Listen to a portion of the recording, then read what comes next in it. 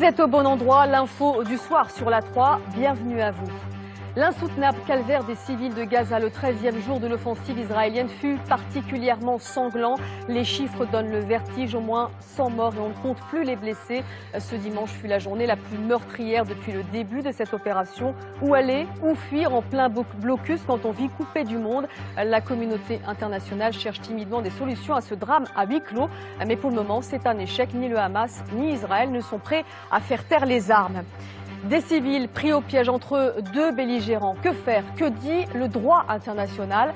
Nous en parlerons avec notre invité Patrick Baudouin, avocat et président d'honneur de la Fédération internationale des Ligues des droits de l'homme. Mais avant cela, le sommaire de ce 21 juillet 2014. Des orages et une mini-tornade meurtrière en Ardèche et dans le Gard. 2 personnes ont perdu la vie, 5 autres sont blessées. 16 départements sont toujours en vigilance orange. Toujours la confusion en Ukraine sur les lieux de la catastrophe aérienne. Exaspérée, l'Europe met la pression sur Vladimir Poutine sous peine de sanctions. Entrer à l'université, c'est loin d'être une formalité. Dans certaines filières saturées, il faut être tiré au sort. La mesure fait grincer des dents. Le soir 3 week-end, Nora Boubetra. À nouveau, on a manifesté pour soutenir Gaza et à nouveau des casseurs ont terni la mobilisation qui se voulait pacifique à Sarcelles comme à Paris. La marche de soutien à Gaza n'était pas autorisée. Reste cette question, la France doit-elle pour autant interdire ces défilés au sein de la classe politique? Tout le monde n'est pas d'accord. Pour certains, ces rassemblements doivent avoir lieu. Il suffit de les encadrer. On voit cela avec Nadia Lacroix, Christophe Hilary et Noël Lequin. Un spectacle de désolation. Voitures et commerces incendiés. Vitrines cassées, ce soir Sarcelles est meurtrie.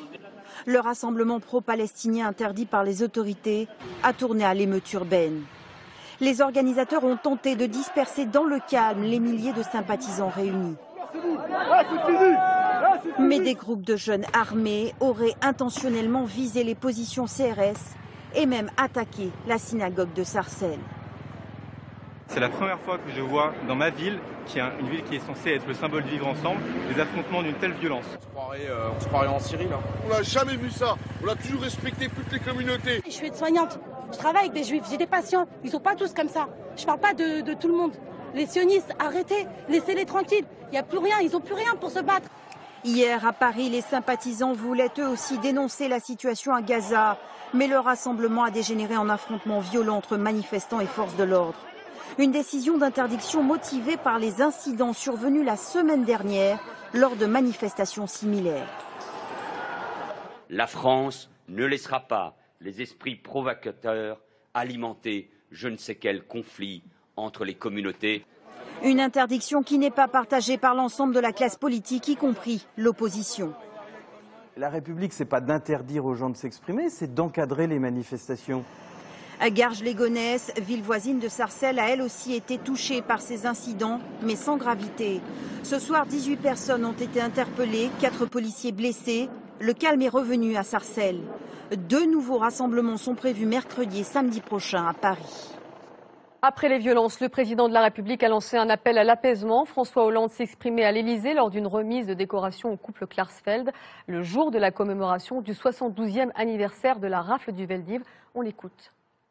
La République, c'est cette capacité de vivre ensemble, de regarder son histoire, mais en même temps d'être toujours prêt à défendre les valeurs et les principes, à ne pas se laisser entraîner par des querelles qui sont trop loin d'ici pour être importées, et faire en sorte que ne soit toléré aucun acte, aucune parole qui puisse faire ressurgir l'antisémitisme et le racisme. Sur place, à Gaza, l'armée a intensifié ses opérations et va plus loin. Elle agit désormais dans des zones urbaines densément peuplées. La journée la plus sanglante depuis le début de cette guerre. L'hécatombe côté palestinien, une centaine de morts, des civils majoritairement. L'armée israélienne, quant à elle, a subi ses plus grosses pertes depuis 2006. Le Conseil de sécurité de l'ONU doit se réunir en urgence dans quelques heures. Le point avec Jeanne Assouli. Un dimanche sanglant à Gaza.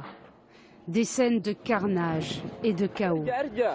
Des rues jonchées de cadavres, de blessés. Car toute la nuit dernière, l'armée israélienne a bombardé sans répit Shadjaya, un quartier situé à 3 km du centre de Gaza. Une fragile trêve humanitaire, le temps d'évacuer les morts et les blessés. Le bilan humain est lourd, plus de 60 morts dans ce seul quartier. Toute la journée, les victimes ont afflué par dizaines vers l'hôpital central de Gaza. Parmi elles, un ambulancier et un caméraman vêtu de son gilet de presse.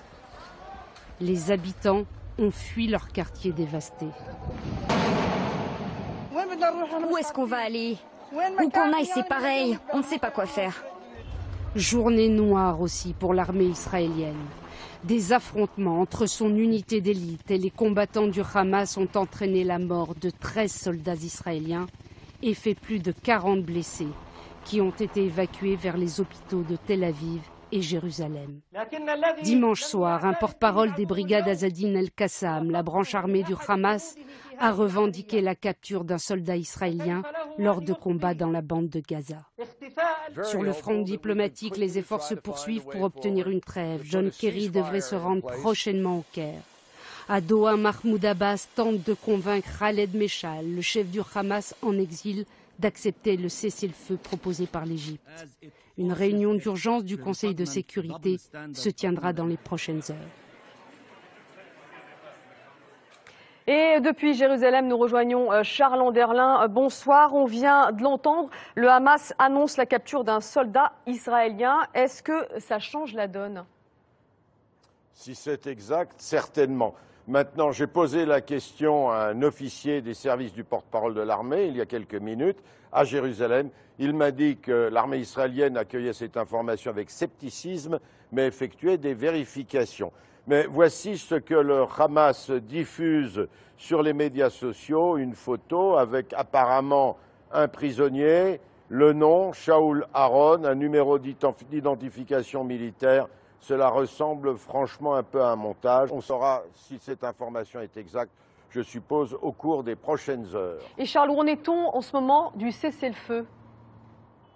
C'est le blocage, mais les choses pourraient changer assez rapidement dans les prochaines 48 heures. En effet, les images terribles venues de Shadjaïeh à Gaza, les morts, les blessés, tout cela a amené le président des États-Unis, Barack Obama, à appeler Benjamin Netanyahu pour lui dire que ce grand nombre de victimes civiles l'inquiétait sérieusement. Le secrétaire d'État John Kerry arrive demain. Il devra trouver une solution à la quadrature du cercle régional. En effet, le Hamas est soutenu par le Qatar et la Turquie qui lui conseillent de ne pas accepter à ce stade la proposition de cessez-le-feu de l'Égypte. Donc beaucoup de travail pour le chef de la diplomatie américaine dès son arrivée dans la région. Interview enregistrée un peu plus tôt dans la soirée. Comment en est-on arrivé là? Le Proche-Orient, conflit presque oublié, fait à nouveau la une de l'actualité depuis quelques semaines. Comme souvent, il a suffi d'une étincelle pour renouer avec l'enfer de la guerre. Jean-Marc Pitt. Il y eut tout d'abord 3 semaines d'angoisse, 3 semaines d'enquête, de recherche, d'opérations autour d'Hébron. Les soldats de Tsahal sont entrés en Cisjordanie pour tenter de retrouver 3 jeunes Israéliens enlevés près de leur colonie. Face aux nombreuses arrestations de militants palestiniens, un porte-parole du Hamas pressent déjà la spirale qui va suivre. Nous affirmons que ces arrestations ne serviront à rien.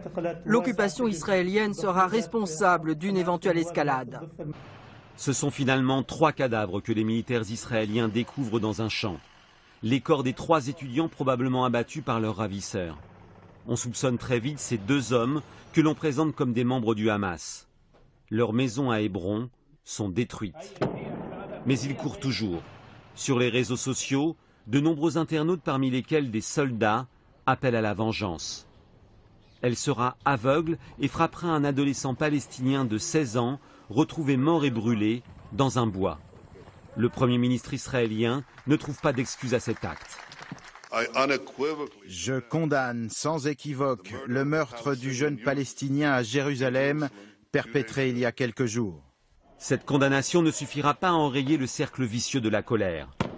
Des Palestiniens descendent dans la rue à Jérusalem et ressuscitent l'ambiance des précédentes intifadas. Depuis Gaza, les tirs de roquettes visent de nouveau les villes israéliennes.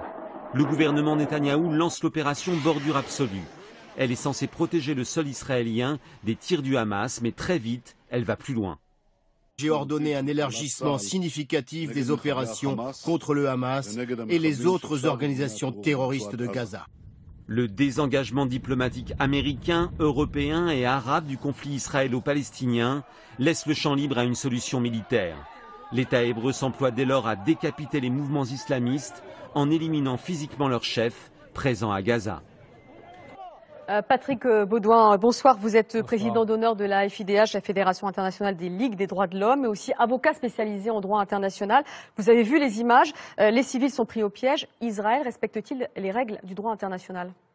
Je crois malheureusement qu'Israël ne respecte pas les règles du droit international et ça ne date pas d'aujourd'hui. Il faut quand même rappeler simplement qu'il y a une résolution qui était la résolution 242 du Conseil de sécurité des Nations Unies qui a été adoptée le 22 novembre 1967, donc il y a près de 50 ans, qui exigeait le retrait des troupes israéliennes des territoires occupés et qui n'a toujours pas été respecté. Et il y a eu ensuite toute une série de résolutions du Conseil de sécurité des Nations Unies qui n'ont pas davantage été respectées par Israël. Dans ce cas précis ? Alors, dans ce cas précis aujourd'hui, qu'est-ce que l'on constate ? On constate des attaques, d'abord par les forces aériennes d'Israël et maintenant par une guerre au sol à Gaza même, et des attaques qui visent très directement des populations civiles qui n'ont pas de lien direct avec des militaires, avec des opérations militaires. De la même façon, d'ailleurs, des destructions d'infrastructures civiles. Et cela est formellement interdit par les conventions de Genève sur la guerre, des conventions qui régissent et qui interdisent ce type d'actes. Alors c'est une guerre asymétrique entre un pays très lourdement armé, on va peut-être le voir, 400 avions, 200 hélicoptères et le Hamas beaucoup moins armé avec des armes plus légères, roquettes et mortiers. C'est un problème au niveau du droit ? Il y a un déséquilibre évident au niveau des forces en présence.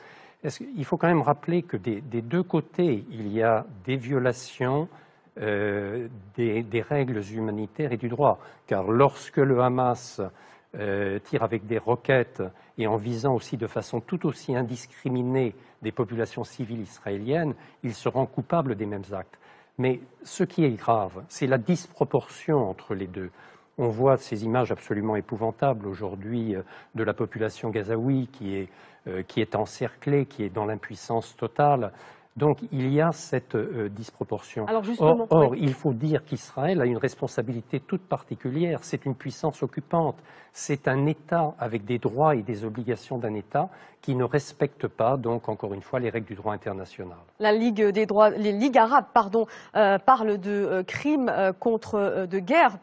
Je cite, le bombardement brutal et l'offensive terrestre à Shajaya sont des crimes de guerre. Alors pour vous, il s'agit... Peut-on qualifier cela comme cela ? Je crois qu'on peut les qualifier comme tels au regard, par exemple, des statuts de la Cour pénale internationale, qui évidemment, comme les conventions de Genève, considèrent qu'il s'agit de crimes de guerre lorsque l'on s'attaque sans raison à des populations civiles ou à des biens civils. Et il faut rappeler qu'on a déjà évoqué cette question des crimes de guerre lors d'opérations précédentes d'Israël. Je pense en particulier à l'opération Plomb Durci en 2008-2009. Je crois qu'effectivement cette qualification peut être retenue pour certains des actes, d'où la nécessité d'une justice. Que doit faire la communauté internationale ? Que faut-il faire maintenant ? Qu'est-ce qu'il faut faire ? Je crois qu'il faut revenir aux fondamentaux, mais le faire avec beaucoup plus de volontarisme. Je suis effaré de voir aujourd'hui l'impuissance de la communauté internationale, son indifférence aussi, sa passivité.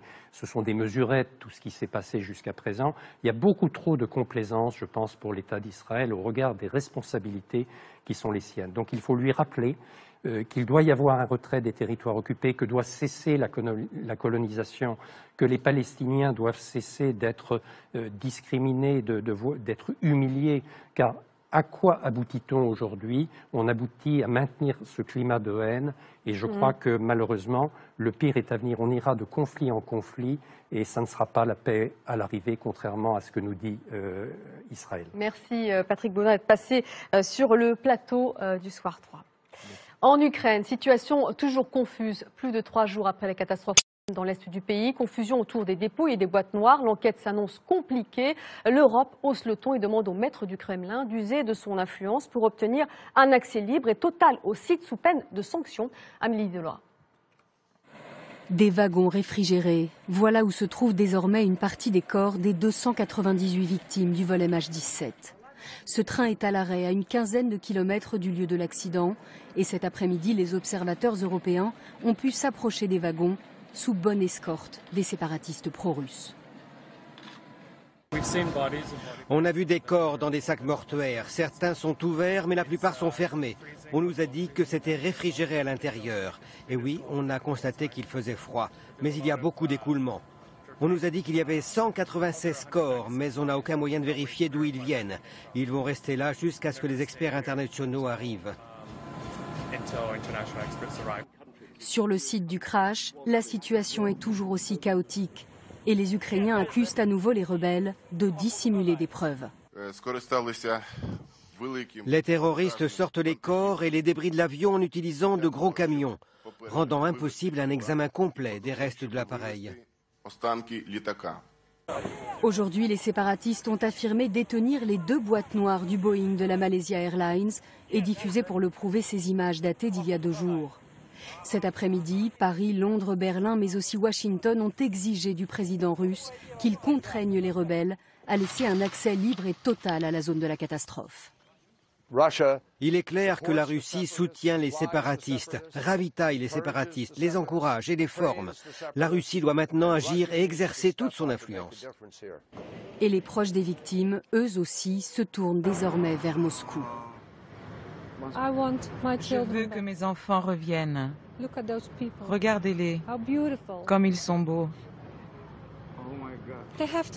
Il faut qu'on me les ramène.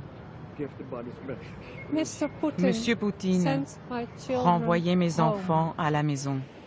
Un retour réclamé par toutes les familles de victimes, indispensable pour commencer leur travail de deuil. Retour en France, un règlement de compte au sabre et à la machette. Les victimes, 3 rugbymen internationaux du club de Clermont. Cette scène peu banale s'est déroulée hier soir à la sortie d'un bar-discothèque de l'Aveyron. Les détails avec Anne-Charline Lambard. Ce devait être un moment de détente, une soirée pour souffler entre 2 stages d'entraînement. Seulement hier soir, à la sortie de cet établissement de Millau, une douzaine de rugbymen clermontois vont se retrouver sous les coups d'individus armés, de machettes et de sabres. L'agression a été d'autant plus violente que les mises en cause sont allées s'armer de gourdins, d'armes tranchantes et sont revenus procéder à un véritable guet-apens à l'égard des joueurs de Clermont. Alors que les rugbymen rejoignent à pied leur hôtel, l'agression se déroule en pleine rue. Elle ne cessera qu'avec l'arrivée de la police. Touchés, Aurélien Rougerie, le capitaine Benjamin Kaiser, le talonneur, et le 2e ligne Julien Pierre vont être hospitalisés. Touchés au bras et à la hanche. Ce soir, seul Julien Pierre est encore à l'hôpital. Un muscle aurait été touché. Alors les joueurs qui ont été blessés forcément vont porter plainte et puis le club parce qu'on veut en savoir plus, on veut savoir pourquoi voilà, en rentrant tranquillement à 2 h du matin dans une ville paisible on peut se faire agresser comme ça et le fait que 3 de nos joueurs voire plus même aient été agressés, c'est aussi notre club qui est attaqué et on est solidaire avec eux et forcément on va essayer d'en savoir plus et donc on portera plainte. Pendant que les autres joueurs de Clermont continuent leur préparation dans les Pyrénées-Orientales, la police de Millau aurait déjà identifié 5 personnes. D'après les premiers éléments, les rugbymen auraient voulu défendre une jeune femme dans la discothèque et c'est à la sortie qu'un groupe d'hommes les aurait attaqués. Ce sont des quotas qui font bondir les étudiants. Dans certaines disciplines, les filières sont saturées, alors certaines universités n'hésitent pas à recourir au tirage au sort. C'est le cas à Montpellier en sciences politiques et pour la première fois en lettres. Reportage de Sandrine Navas et d'Alexandra Bucure. Il faut beaucoup de chance pour entrer en première année de licence de sciences politiques à la fac de droit de Montpellier. Pour les bacheliers de l'académie, il y a 70 places pour 700 postulants via APB, le système d'admission post-bac. Ceux-là ont été choisis, d'autres pas. C'est le cas du président de l'UNEF à Montpellier. Je n'ai pas été tiré au sort, donc je ne peux pas réaliser ma première année de sciences politiques à Montpellier.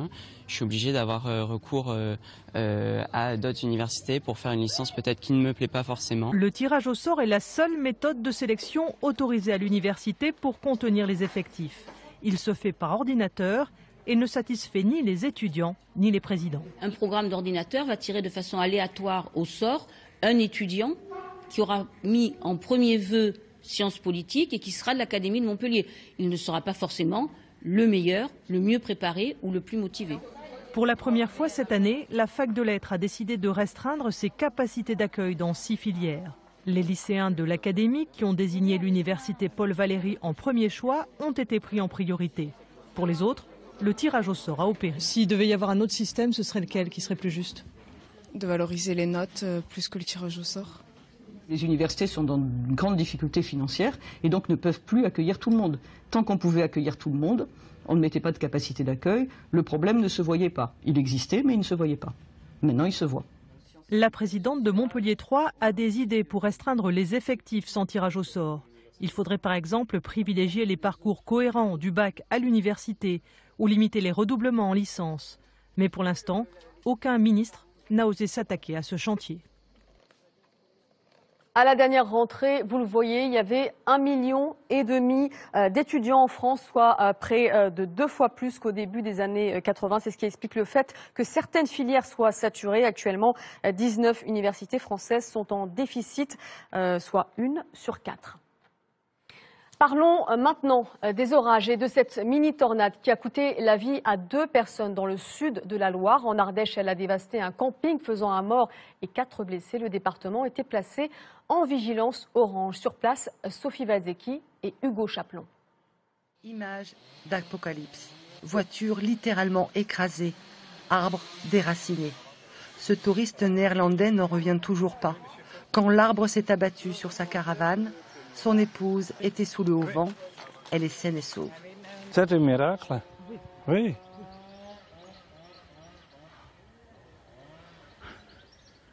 Nous n'avons pas peur encore. Nous sommes très heureux. C'est bon maintenant. D'autres n'ont pas eu cette chance. Dans le camping voisin, un vacancier de 42 ans, originaire de Nîmes, est décédé écrasé par la chute d'un arbre. 2 autres personnes ont été grièvement blessées, mais ce soir, leurs jours ne sont pas en danger. La violence de l'orage, qui n'a duré que 15 minutes, a surpris tout le monde ici. J'ai entendu 2 gros booms, c'était vraiment impressionnant, ça a fait peur.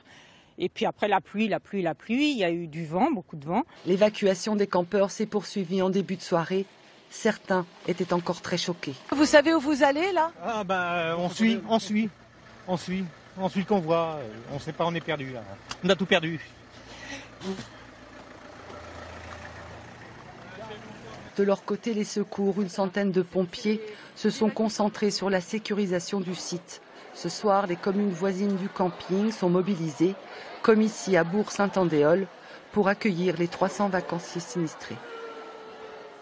Un mort également tout près de là, dans le Gard, voisin du sud de l'Ardèche. À Saint-Paulé-de-Quesson, une femme de 46 ans a été tuée par la chute d'un arbre, là aussi dans un camping. Les pompiers disent avoir évacué une quarantaine de campeurs.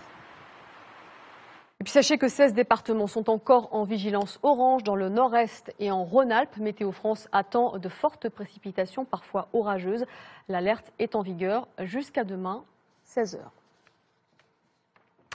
C'est la fin de cette édition. Le Soir 3 Week-end vous donne rendez-vous la semaine prochaine. Merci de votre attention.